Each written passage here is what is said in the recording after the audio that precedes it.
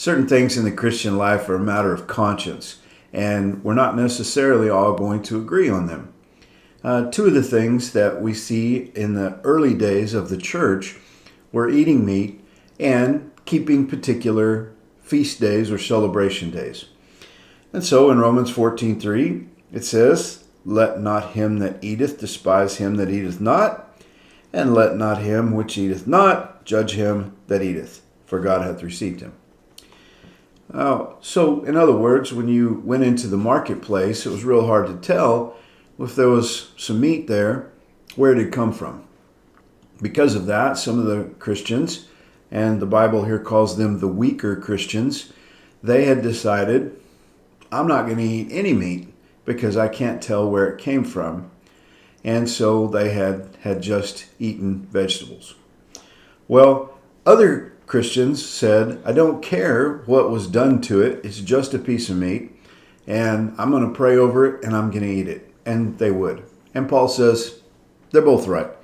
What he didn't want is for them to fuss with each other. He goes on and talks about one man esteemeth one day above another, another esteemeth every day alike. Let every man be fully persuaded in his own mind. He that regardeth the day regardeth it unto the Lord, and he that regardeth not the day to the Lord he doth not regard it. He that eateth, eateth to the Lord, for he giveth God thanks, and he that eateth not, to the Lord he eateth not, and giveth God thanks. And so, in other words, he says, hey, some people are going to make a big deal out of certain days. Other people, every day's alike. Don't fuss with each other. You can choose to do that and honor and glorify God. There are two things, though, that Paul says that we should all strive together to agree upon. And one of them is in verse 13. Let us not therefore judge one another anymore, but judge this rather, that no man put a stumbling block or an occasion to fall in his brother's way. We ought to love one another enough that we are careful in the way that we deal with them so that we don't cause them to stumble. Our lifestyle can certainly affect other people, and we ought to be serious about our walk with Christ every day as we interact with other people. And we ought to be paying attention, especially with weaker Christians, especially with younger Christians, especially with new believers, that we don't cause them to stumble. Another one is found in verse 19. Let us therefore follow after things which make for peace, and things wherewith one may edify another. This is what we want. We want to live at peace with all men as much as it depends upon us, the scripture says. Be at peace with all men. There are some people that you couldn't please them if you hung them with a new rope.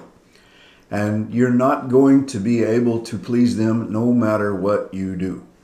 However, as much as it depends on you, we ought to follow after the things which make for peace. We ought to not be nitpicky about things. We ought to seek for peace in our families, with our neighbors, certainly in the church, everywhere that we work, in our workplace, and in our place where we go to school. And he says things wherewith one may edify another. We want to be the kind of people who build others up, not the kind of people who tear people down. And so we need to watch what we say. We need to watch the way that we live. We don't want to cause people to stumble. We don't want to tear them down. We want to build them up. That's what a follower of Jesus is going to follow after. And so I just want to encourage you today. Be persuaded in your own mind. Figure out what God's called you to.